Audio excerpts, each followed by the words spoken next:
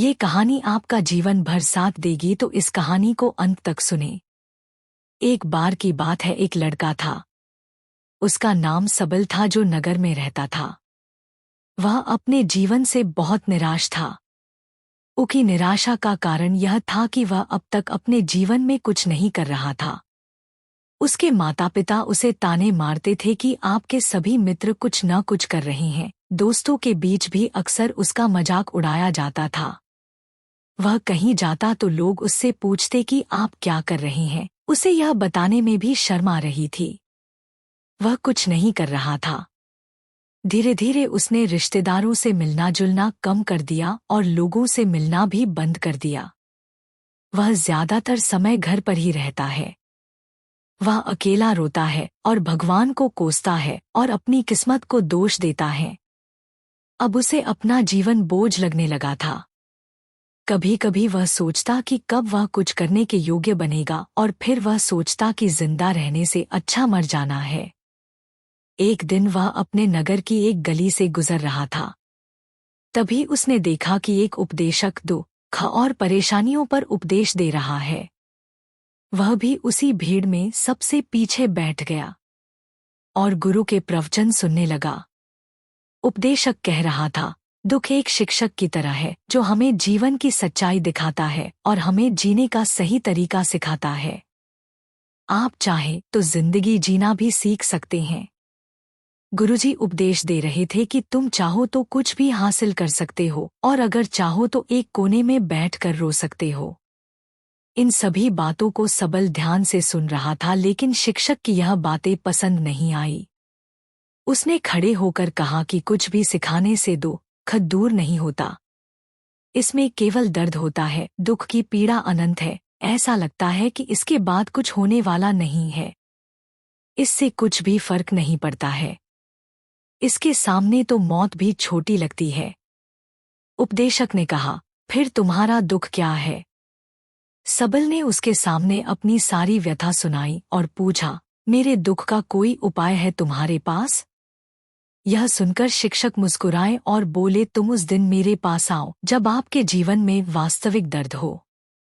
मैं आपकी समस्या का समाधान अवश्य करूंगा। यह कहकर गुरु वहां से चला गया। सबल ने सोचा, कहीं मेरा दुख नकली तो नहीं है? क्या मैं जिस दर्द से गुजर रहा हूं वह नकली है? मेरा दुख कोई नहीं समझ सकता। जब माँ बाप नहीं समझते तो गुरु क्या समझेगा?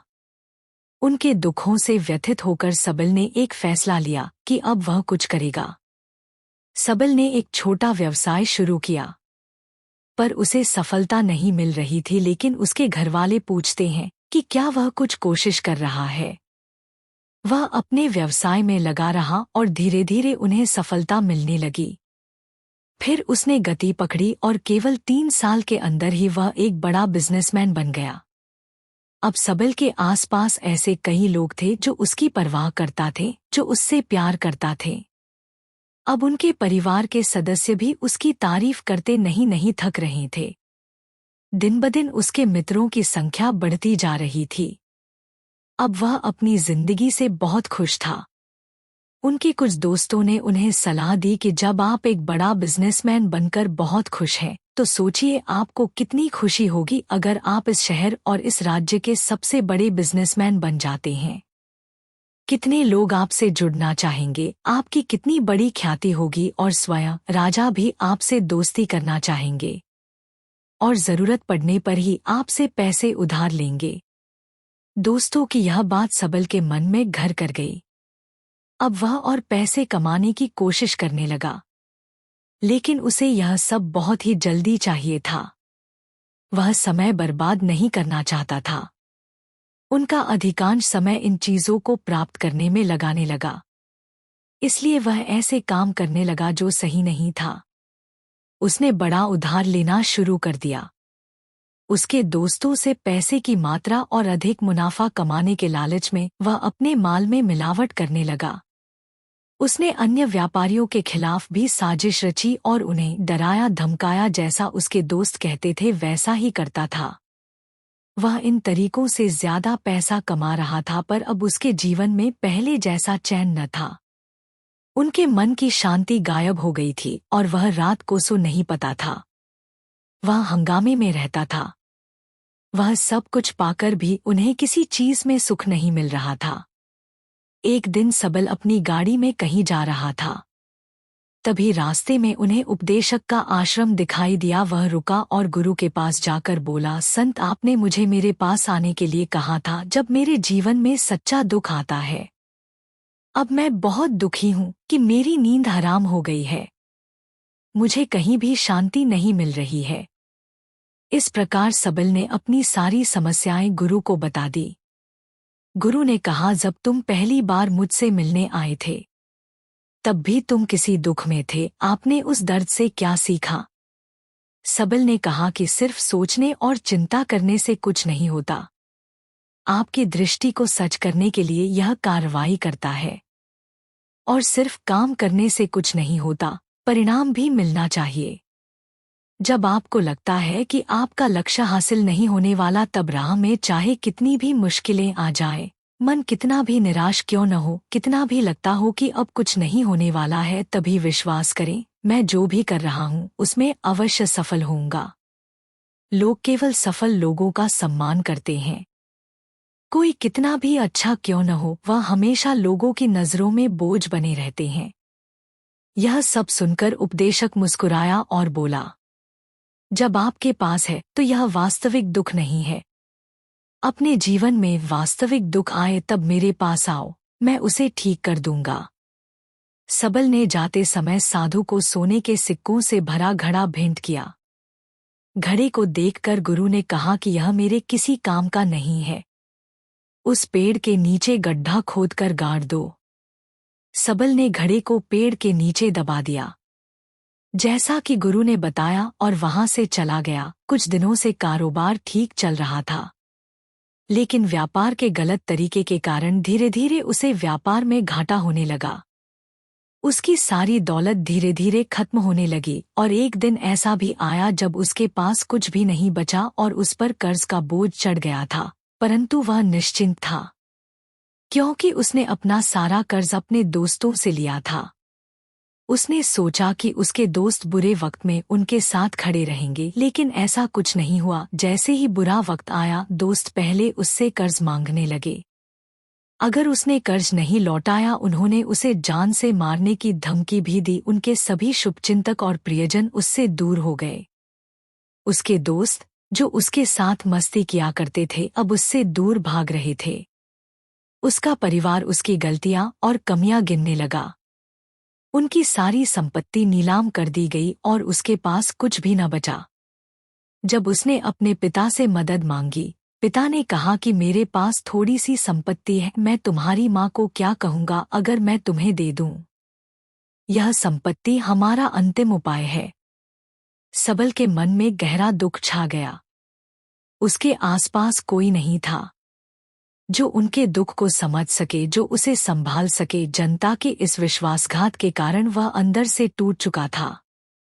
वह सोचने लगा कि अब जीने का क्या मतलब है, अब मौत ही मेरा सहारा है। वह आत्महत्या करने के लिए पहाड़ी पर जा रहा था, तब से उसे याद आया कि उस शिक्षक ने उससे कहा था, मेरे पास आओ जब तुम्हारे जीवन में वास्तविक दुख हो। सबल गुरु के पास गया और अपनी सारी व्यथा सुनाई। आंखों में आंसू लिए उसने कहा, हे गुरु जी, मेरे दुख का निवारण कीजिए। गुरु ने कहा, जब जीवन में असली दुख होता है तब मेरे पास आ जाना, मैं इसे जरूर ठीक करूंगा। व्यापारी बनकर भी खुश हैं। उन्होंने है, मैं इस घटना से बेहद दुखी और परेशान हूं। गुरुजी ने कहा, इसमें दुखी होने की क्या बात है। एक दिन सबके अपनों को मरना है, कोई न कभी जिया है और न कभी रहेगा। एक दिन तुझे भी मरना है, शायद तुम कल ही मर जाओगे, या आप आज भी मर सकते हो। सबल ने कहा, क्या कह रहे हो गुरुजी, मैं भी मर जाऊंगा, लेकिन मैं अभी जवान हूं। गुरु ने कहा कि सब जी रहे हैं इस भ्रम में कि मृत्यु केवल दूसरों को आती है, बड़ों के पास ही आती है। लेकिन जवान और बूढ़े मर जाते हैं, बच्चे मर जाते हैं। मौत का उम्र से कोई लेना देना नहीं है। यह सभी को प्रभावित करता है। गुरुजी की ये बातें सबल के मन में घर कर गईं और वह चुपचाप चला गया, लेकिन उसका मन अभी भी बेचैन था। वह खाली महसूस कर रहा था। वह सारा दिन अपने बारे में ही सोचता रहा कि वह कौन है, वह इस दुनिया में क्यों आया है, क्या जीवन का लक्ष्य केवल चीजों को खाना और मरना है। ऐसे कई सवाल उसके दिमाग में लगातार उठ रहे थे, लेकिन उन्हें अपने किसी भी सवाल का जवाब नहीं मिल रहा था और उसका दुख दिन ब दिन बढ़ता ही जा रहा था। इसलिए कुछ दिन बाद वह फिर से गुरुजी के पास पहुंचा और बोला, हे स्वामी, मैं बहुत दुखी हूँ क्योंकि मैं यह नहीं जान पा रहा हूँ कि मैं कौन हूँ और मैं इस दुनिया में क्यों आया। यह सुनकर गुरुजी मुस्कुराए और बोले, आज आपके जीवन में पहली बार सच्चा दुख उत्पन्न हो गया है। यह वास्तव में दुख कहलाने के लायक है। हम नहीं जानते कि हम कौन हैं, हम क्यों आए हैं, क्या करें, कैसे करना है। सबल ने अपने गुरु से कहा कि उसकी दुर्दशा दूर करो। गुरु ने कहा कि हम सभी इंसान हैं, जीवन भर संग्रह करते रहते हैं। सबल ने कहा कि सभी इंसान जीवन भर धन, सम्मान, परिवार, प्रतिष्ठा, मित्र, शत्रु आदि जमा करता है। गुरु ने पूछा, क्या हम एकत्रित की गई चीजों में से कुछ भी अपने साथ ले जा सकते हैं? सबल ने कहा, कोई भी इंसान अपने साथ कुछ भी नहीं ले जा सकता, वह सिर्फ अकेला ही जाता है। मेरे माता पिता भी अपने साथ कुछ भी नहीं लेकर गए, सब कुछ धन संपत्ति वैभव सब कुछ यहाँ पर छोड़ कर गए। शिक्षक ने कहा, अब मेरी बात ध्यान से सुनो, इस संसार में हमें जो संग्रह करना चाहिए वह हम नहीं करते। चीजें हमारे सामने होती हैं, लेकिन हम उन्हें देखने की कोशिश नहीं करते। हमें इस दुनिया में जो कुछ भी इकट्ठा करना है वह हम खुद हैं। हमें खुद को जुटाना होगा ताकि जब हम मरें तो हम एकजुट हो सकें और खुद को पहचानने में सक्षम होने के लिए हम अंदर बंटे हुए हैं।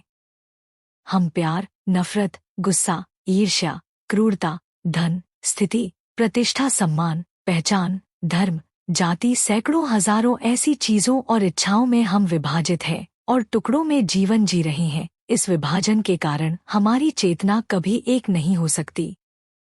हमारी चेतना शक्ति बिखरी हुई है, इसलिए हमारे पास इतना समय नहीं है, इतनी ऊर्जा नहीं कि हम मुड़ सकते हैं और अपने भीतर देख सकते हैं। वास्तव में धन, सम्मान और सुविधाओं का अभाव, लोग इसे दुख समझते हैं और जीवन भर के लिए जो दुख कहकर रोते रहते हैं और समाधान खोजने का प्रयास करते रहते हैं, उन्हें अपना समाधान कभी नहीं मिलेगा, क्योंकि जिसे लोग दुख कहते हैं वह वास्तविक दुख नहीं है। यह सिर्फ एक आदमी की इच्छा है, उसकी इच्छा कभी पूरी नहीं होती, इसीलिए व्यक्ति को कभी उनके प्रश्नों का समाधान नहीं मिलता।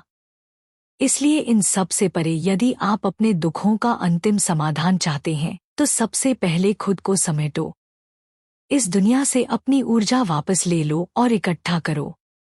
अपने आप पर ध्यान केंद्रित करो, स्वयं पर ध्यान दो। अपने मृत्यु से पहले अपने आप को जानने की कोशिश करो, बिखरो मत।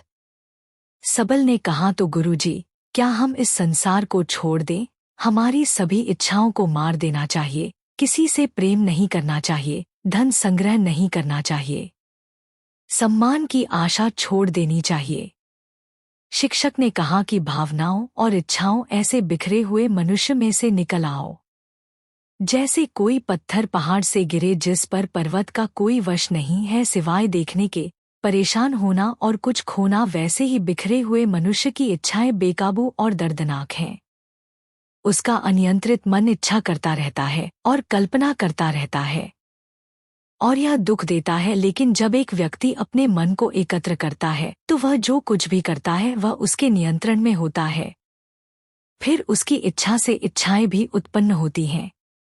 सबल ने कहा कि आपने मेरे असली दुख का समाधान कर दिया। आपका बहुत बहुत धन्यवाद। अब से मैं खुद को समेटने, खुद को तराशने की कोशिश करूंगा। गुरुजी ने कहा कि मानव शरीर में बहुत ऊर्जा और शक्ति है, लेकिन यह फालतू के कामों में बंटा हुआ है, बेकार की बातों में लगा हुआ है। यह एक बहुत ही शक्तिशाली मशीन की तरह है, एक बच्चे के हाथ में रखा जा रहा है और वह बिना सोचे समझे अपनी शक्ति बर्बाद कर रहा है और बिना किसी नियंत्रण के। इसीलिए इस शक्ति पर ध्यान दे, अपनी चेतना और इसे इकट्ठा करे। सबल को अपने प्रश्नों का उत्तर मिल गया। उसने अपने गुरु का शुक्रिया अदा किया और चुपचाप चला गया। दोस्तों, उम्मीद है आपको यह कहानी पसंद आई होगी। अगर आपको यह कहानी पसंद आई हो तो अपने दोस्तों और परिवार के साथ ज़रूर शेयर करें। अगर आपको ये कहानी अच्छी लगी तो इस कहानी पर अपनी राय लिखें।